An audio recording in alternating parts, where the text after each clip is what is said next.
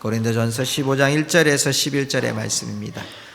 몸이 불편하시거나 아프신 분들은 앉으셔서 하셔도 괜찮습니다. 우리 한 절씩 말씀 교독합니다. 1절입니다. 형제들아, 내가 너희에게 전한 복음을 너희에게 알게 하노니 이는 너희가 받은 것이요 또 그 가운데 선 것이라.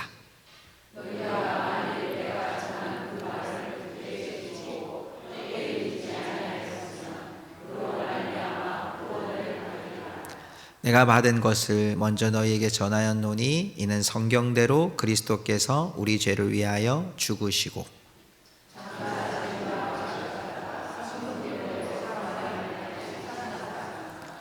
게바에게 보이시고 후에 12 제자에게와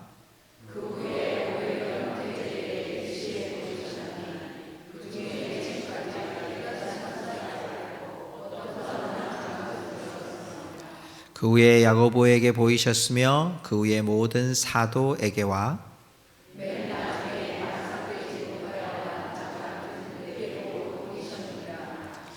나는 사도 중에 가장 작은 자라. 나는 하나님의 교회를 박해하였으므로 사도라 칭함 받기를 감당하지 못할 자니라.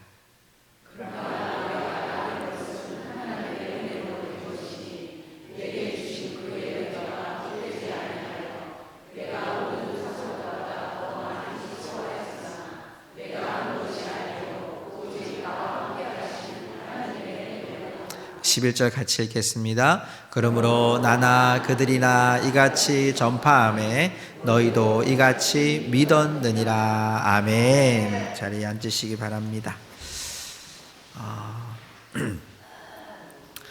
여러분, 세상에서 기독교를 3대 종교라고 이야기를 합니다.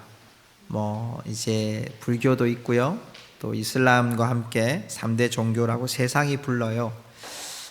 불교에서는 불경이라고 하는 경전이 있고요, 또 이슬람에서는 꾸란이라고 하는 경전이 있습니다.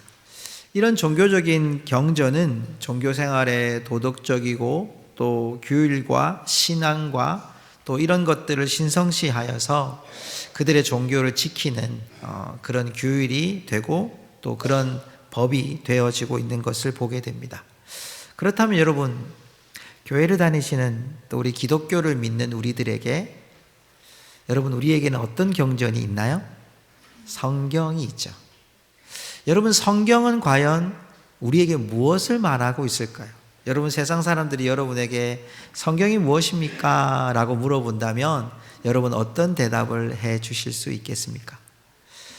성경은 신약과 구약이 있죠. 구약이 39권, 신약이 27권이 있습니다. 이 성경을 한 단어로 축약하면 예수 그리스도라는 이름이 나옵니다. 왜냐하면 구약은 예수님이 오실 이야기를 써놓은 겁니다. 신약은 예수님이 오신 이야기를 써놓은 겁니다.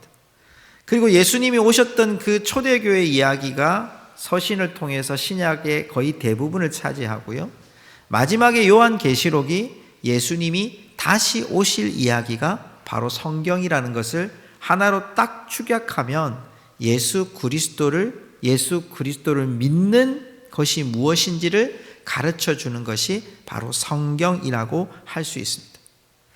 성도 여러분, 그렇다면 우리가 성경이라는 것을 가지고 있는 우리들에게 이 안에 우리가 어떤 내용이 가장 중요한 내용이고 내가 가지고 있는 믿음이 무엇이고, 오늘 여러분 바울은 고린도 교회를 향해서 이 15번째 15장을 말씀하면서 우리가 교회 안에서 파벌도 있었고 교회 안에 예배의 문제, 또 도덕적인 문제, 또 성적인 문제, 교회 재판의 문제, 여러 문제를 다루고 또 교회 안에 교회를 섬기기 위해서 여러 은사들에 대한 이야기들을 함께 했습니다. 그 은사들을 통해서 우리가 사람을 얻고 구원받게 하기 위해서 하나님이 우리에게 은사를 주셨다고 말씀을 나누었습니다. 그리고 오늘 바울은 15장에서 우리의 믿음, 우리가 하나로 다 묶일 수 있는 이 믿음이 뭐냐, 우리가 알고 믿고 배웠던 그 성경이라고 하는 그 중심에 우리가 이제 믿고 가야 될 신앙의 가장 핵심이 뭔가, 믿음이 뭔가, 이걸 오늘 우리에게 증거해 주고 있습니다. 그래서 제가 오늘 15장을 3번에 걸쳐서 부활이라는 주제로 말씀을 나누려고 합니다. 예수 믿는 사람들, 여러분 믿지 않은 사람들, 또 다른 타 종교를 믿는 사람들과 예수 믿는 것의 다른 것은 바로 우리에게 있는 부활 신앙에 있다는 거예요. 어떤 신앙요? 네. 다른 종교에도 여러분 극락이라는 표현을 쓰기도 하고요, 천국이라는 표현을 쓰기도 해요. 근데 이들이 말하는 천국과 이들이 말하는 극락, 왕생 이런 뜻을 가진 것들의 대부분의 의미는, 어떤 종교는 윤회를 말해요. 무슨 말이냐면 내가 지금 좋은 일을 하고 죽으면 내가 동물로 태어나고 또 어떤 존재로 태어나는 거예요. 이게 계속되는 거예요. 그러니까 지금 살아가는 인생이 그렇게 중요하지 않은 거예요. 지금 내가 조금 더 덕을 쌓고 더 나은 삶을 살아가는 게 중요하다고 생각하는 종교가 있어요. 또 어떤 종교는 여기보다 조금 더 나은 세상을 살아가는 걸 극락이라고 여기는, 또 천국이라고 여기는 종교도 있습니다. 우리는 어떨까요? 우리는 그들과 다른 가장 중심에 있는 이 복음은 부활의 신앙인 줄 믿습니다. 오늘 여러분 우리가 이 이야기를 하려고 해요. 15장 1절부터 11절까지의 말씀 속에 바울이 이제 우리에게 은사, 교회의 여러 가지 갈등, 또 여러 문제들을 해결해 가면서 이제 우리를 하나로 완전히 묶어주는 믿음의 하나의 교리, 부활의 교리를, 부활의 진리를 오늘 우리에게 선포합니다. 1절의 말씀을 보십시오. 1절의 말씀을 보면 내가 너희에게 전한 복음이라고 표현되어 있어요. 전한 복음, 이미 우리에게 주신 복음이 있다는 거. 근데 그 복음에 대해서 바울이 하고 싶은 말이 뭐냐? 너희에게 알게 하노니. 원문에 보면요, 너희에게 알게 하노니라는 구절이 제일 앞에 있어요. 너희에게 알게 하노니, 내가 너희에게 전한 복음을 통해서 너희가 받은 거고 그 가운데 선 복음, 그것을 너희가 다 알기를 원한다, 완전히 깨닫기를 원한다 라고 바울이 선포하고 있어요. 2절에는요 그 복음에 대해서 만일 내가 전한 그 말이 뭐냐? 복음이에요. 내가 전한 복음으로 너희가 알고 굳게 잘 지키고 잘 세워져서 교회 중심으로 받들어 잘 섬기는 그 복음을 너희가 굳게 지키고 그 다음 말씀 보세요. 헛되이 믿지 아니하였으면 그로 말미암아 구원을 받으리라. 헛되이 믿는 것이 뭐냐면, 여러분 여기 나오는 헛되단 말은 경솔하게 목적이 없이 믿는 걸 말하는 거예요. 복음을 믿을 때 나의 의도와 생각과 마음과 이런 것들이 물론 필요하죠. 그러나 그것보다 더 중요한 건 뭐냐면, 이 복음을 우리가 받았을 때, 그 복음을 믿었을 때 이제 우리가 이 복음을 갖고 살아가는 것이 우리의 헛된 주장이 복음을 앞서서는 안 된다는 거예요. 여러분 교회로 본다면 고린도 교회 안에 이런 파벌 가운데 나는 바울파요, 나는 아볼로파요, 나는 베드로파요, 나는 아무것도 아닌 예수파요, 이런 파로 나는 이 복음보다 나는 게바를 따릅니다, 베드로를 따릅니다, 바울을 따릅니다, 이게 옳은 게 아니라는 거예요. 이게 헛되이 믿는 거라는 거예요. 내 주장이 옳다고 믿음의 사람들에게 상처를 주는 이런 일을 할 때 그것이 헛되다고 말씀하고 있는 거예요. 우리에게 주신 이 명백한 복음은 왜 헛되이 지킴이 안 되느냐 하면, 우리 2절 말씀 다시 한번 보십시오. 그 2절 말씀에 보면 우리 한번 따라 합시다. 그로 말미암아. 자, 이 그는 예수님이에요. 예수님으로 말미암아 뭘 받으리라? 구원을 받으리라. 이 복음은 결국 우리에게 어떤 결과를 맞이하게 합니까? 이 복음이 곧 우리로 구원을 받게 하는 복음이라는 거예요. 그 복음의 사실은 이제 3절과 4절에 나오겠지만, 이 복음의 중심은 뭐냐? 복음 때문에 우리는 세상과 다른 구원받는 하나님의 백성이 됩니다 라고 지금 이야기를 하는 거예요. 자, 그러면 이 완성될 복음, 우리가 세상 사람들이 믿는 복을 구하는 종교나 죽고 난 뒤에 좀 더 나은 곳에 가는 그런 티켓을 받는 종교가 아니고, 우리는 구원받는, 하나님이 우리를 구원하신 구원받는 믿음과 종교와 신앙이 우리의 부활 신앙이라는 거예요. 예수 믿으면 복 받고, 물론 예수 믿으면 복을 받아요. 예수 믿으면 세상 사람들이 얻고자 하는 것들을 내가 얻는 것, 여러분 그건 우리의 어떻게 보면 욕심일 수도 있어요. 근데 하나님이 허락하시면 우리가 생각하는 필요도 하나님이 채워주세요. 그런데 중심은 뭐냐? 그 필요를 위해서 우리가 믿음 생활하고 있는 게 아니라는 거예요. 내가 갖고 싶은 것, 그 욕망 얻고자 해서 내가 하나님께 열심히 기도하는 거 아니라는 거예요. 믿음은 하나님이 내게 주신 복음이라는 것을 내가 받고 굳게 지켜서 결국은 구원을 이루기 위함이에요. 구원.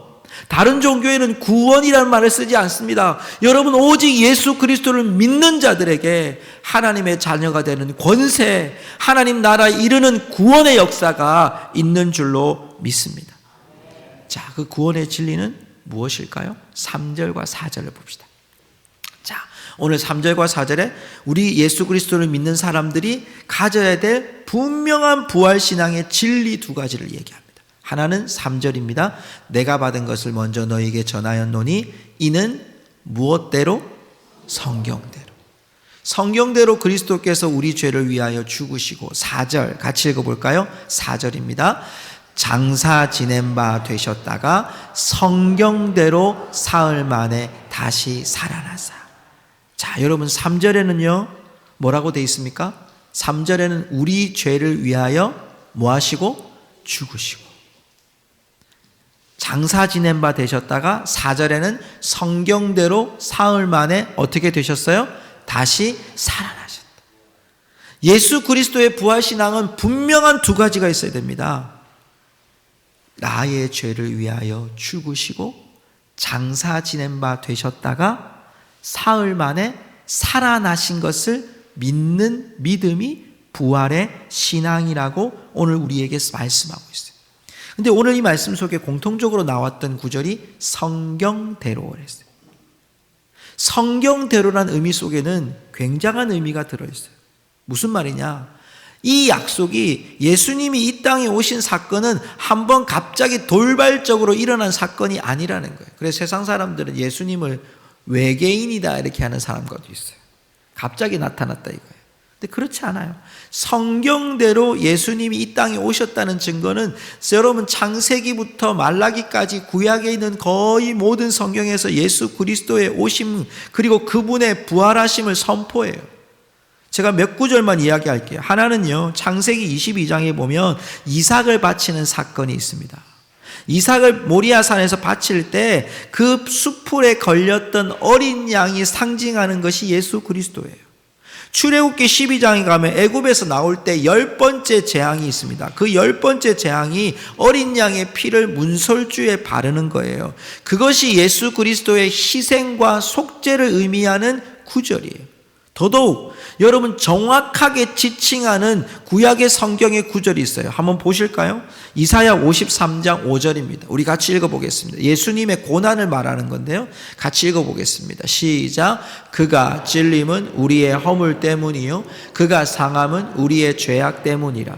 그가 징계를 받음으로 우리는 평화를 누리고 그가 채찍에 맞음으로 우리는 나음을 받았도다. 아멘.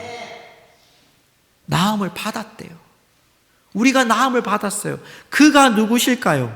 예수 그리스도의 찔림, 예수 그리스도의 상함, 예수 그리스도의 채찍이 우리를 영원히 치유하고 나음을 입게 했다고 성경은 우리에게 성경대로 예언하신 줄 믿습니다. 그 성경대로 그 예언이 이루어진 것이 예수 그리스도의 고난이고 예수 그리스도의 죽음이고 예수 그리스도의 부활이었다는 거예요. 오늘 본문 말씀 3절에 보면요, 장사 지낸 바 되사라는 단어가 에타페라는 단어인데요, 이 단어는 시제가 부정 과거형이에요. 이 말은 뭐냐면 이런 말이에요. 목적을 위해서 여러 과정을 통과한 결과가 장사 지낸 바 되셨다가 이런 뜻이에요.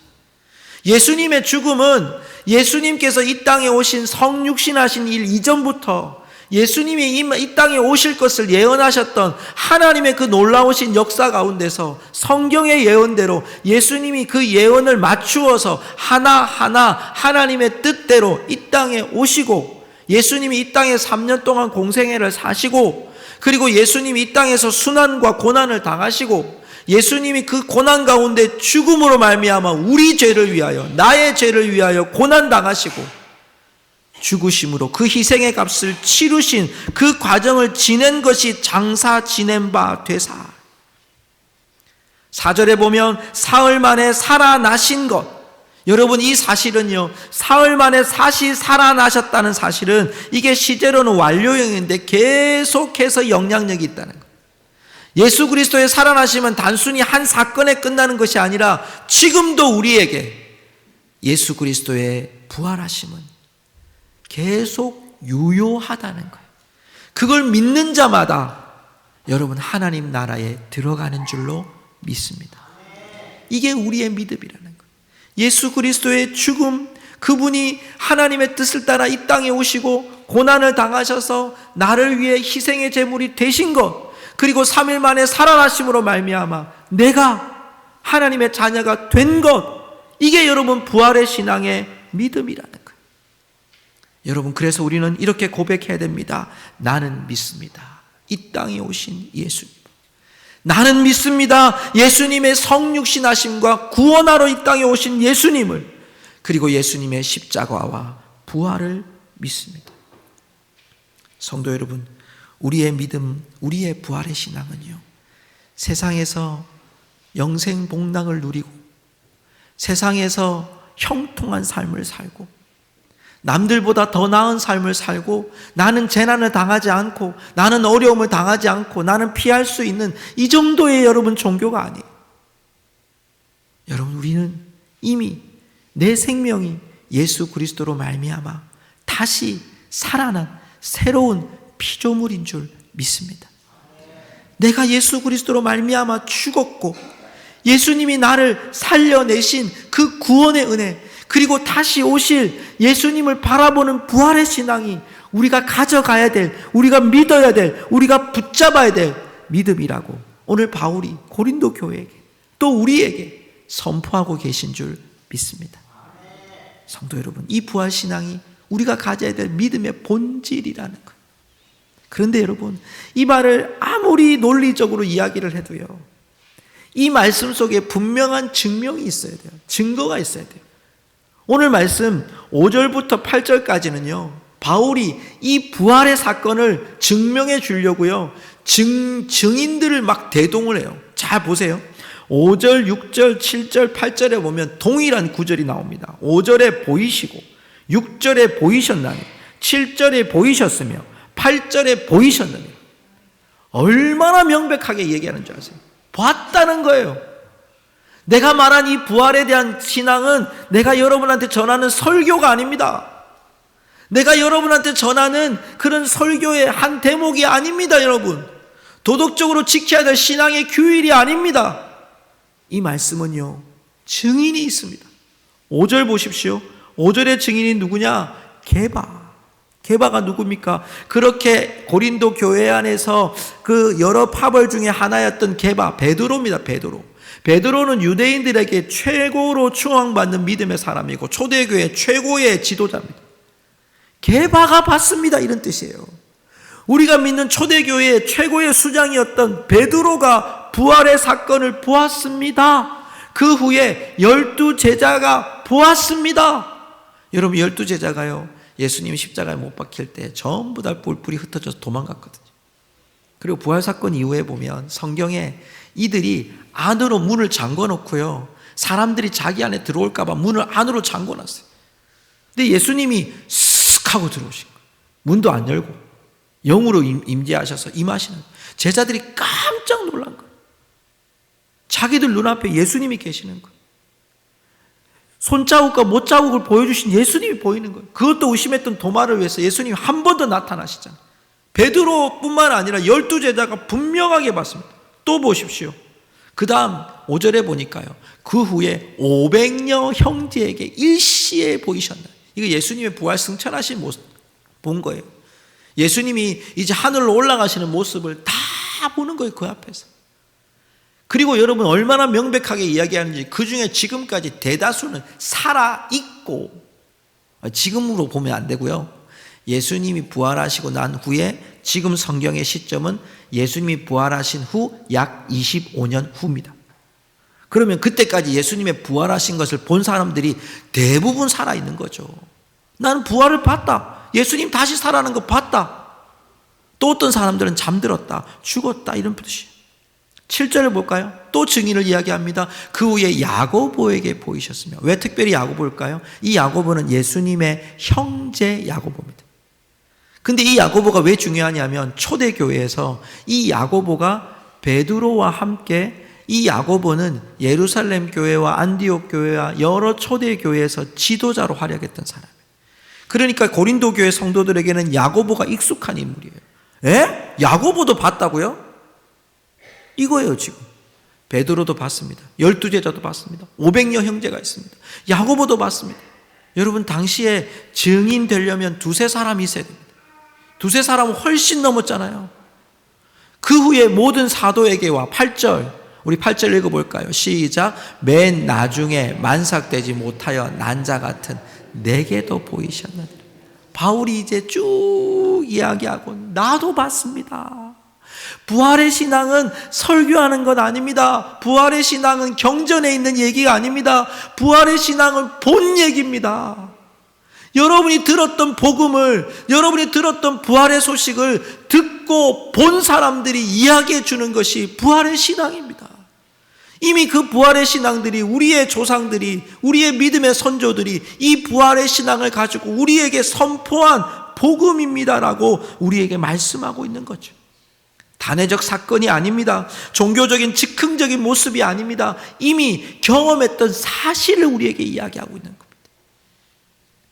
성도 여러분, 우리가 예수 그리스도를 믿는 것, 그것은요, 이 부활의 예수님을 늘 만나러 가는 삶이 부활의 신앙이라는 거예요. 우리가 여러분 삶의 현장에서 때로는 깨어지고 무너지고 우리가 넘어질 때가 얼마나 많아요. 예수 믿고 살아가는데 낙심할 때가 얼마나 많아요. 문제가 일어날 때마다 이거 어떻게 해야 됩니까? 저거 어떻게 해야 됩니까? 우리가 고민할 때가 얼마나 많습니까? 그때마다 우리가 여러분 부활신앙을 기억하는 거예요. 내가 지금 가지지 못한 게, 얻지 못한 게, 붙잡지 못한 게 낙심이 돼요. 절망이 돼요. 이런 직장을 다녀야 되고, 먹고 사는 문제 때문에 내가 많은 것들을 포기해야 되고, 내 몸은 질병으로 다 무너져가고, 내가 소망이 없는 이 시대를 위해서 살아갈 때 얼마나 여러분 절망적이겠어요. 그런데 그때에 믿음의 사람들은 뭘 기억하냐면, 주님이 나를 위해서 십자가에 죽으시고 나를 살리시기 위해서 희생의 제물이 되시고, 이제 내가 새로운 피조물이 돼서 하나님의 자녀가 된 기쁨을 바라보면서, 여러분 그 절망에서, 그 포기해야 될 상황에서 믿음을 찾아가는 거예요.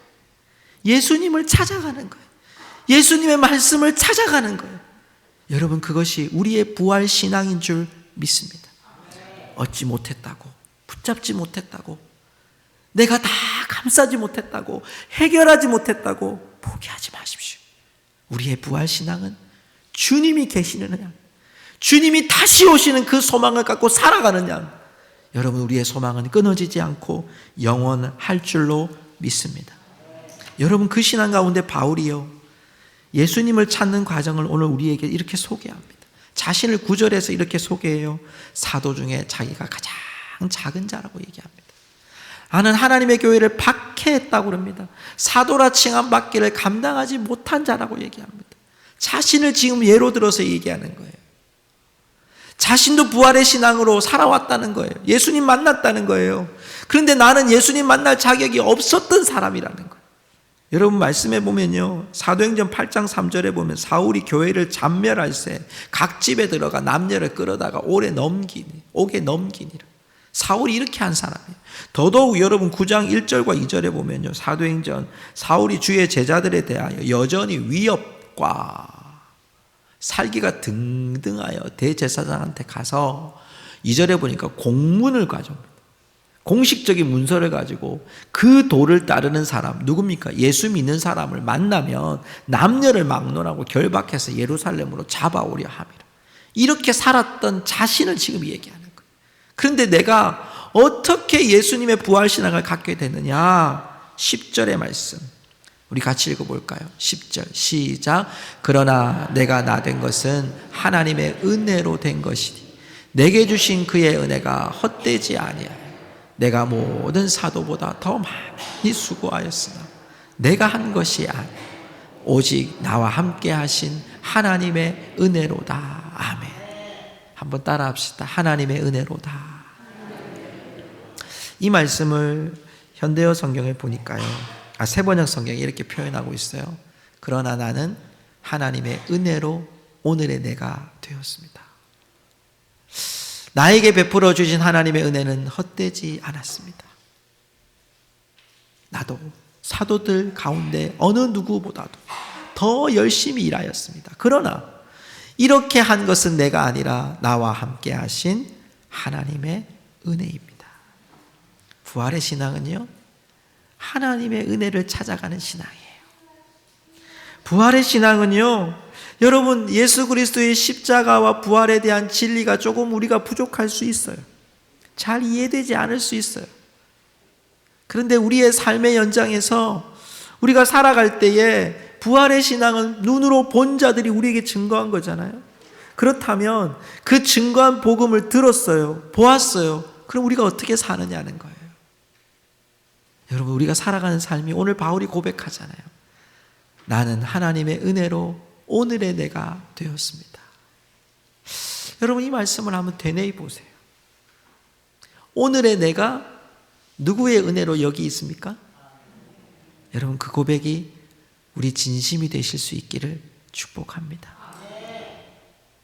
내가 선 것이 하나님의 은혜입니다. 고성중앙교회가 선 것이 하나님의 은혜입니다. 우리 가정이 세워진 게, 여기까지 세워진 게 하나님의 은혜입니다. 내 몸이 여기까지 와 있는 것 하나님의 은혜입니다. 여러분, 이걸 볼 수 있을 때 우리는 부활의 신앙으로 주님의 다시 오심을 기다리며 살아가는 성도가 되는 줄 믿습니다. 말씀을 맺습니다. 얼마 전에 우리 장로님도 언급하셨지만 찬양 부흥회가 있었습니다. 참 이틀 동안 은혜를 많이 받았습니다. 그 중에 그 지선 전도사님께서 좀 저에게는 그런 마음이 가장 가까이 다가왔었는데요. 아들의 그런 화상, 또 장애, 이런 여러 가지 것들을 이렇게 이야기하면서 이런 말씀을 하셨어요. 하나님이 왜 나에게 이걸 주셨을까? 이게 아니라 하나님이 나에게 간증거리가 되게 하시려고, 이것도 간증이 되게 하시려고 나에게 주셨다. 여러분, 그분의 수많은 이야기들은 여러분 아마 이렇게 유튜브나 이런 데서 보시면 될 거예요. 그런데 우리의 환경도 돌아보면 그렇잖아요. 여기 아마 모든 분들한테 마이크를 갖다 대고 말씀하시라 그러면 우리 환경 가운데 절망할 일들이 얼마나 많겠어요. 믿음으로 살아간다고 하지만, 예수 믿고 산다고 하지만, 부활신앙을 갖고 산다고 하지만, 여러분 삶의 장벽에 부딪히면 무너질 때가 얼마나 많습니까? 때로는 돈 때문에 무너지고, 때로는 질병 때문에 무너지고, 때로는 사람 관계 때문에 무너지고, 믿었던 사람한테 실망당하기도 하고, 또 절망을 당하기도 하고, 억울한 누명을 쓰기도 하고, 여러분 그러면서 살잖아요. 그런데 우리가 그때마다 하나님은 왜 나에게 이러시냐고. 최근에 새벽 기도하면서 엘리야 얘기가 나왔어요. 절망에 로뎀나무 아래 마지막에 도망을 가거든요. 근데 그 로뎀나무의 뜻이요, 시궁창이라는 뜻이에요. 시궁창이라는 뜻. 얼마나 절망하고 있었을까. 그때 하나님이요, 천사를 보내셔서 엘리야를 어루만져요. 2번이나. 그리고 힘겹게 여호와의 산 호렙으로 올라가는 엘리야를 봐요. 뭘 보고 갔을까요?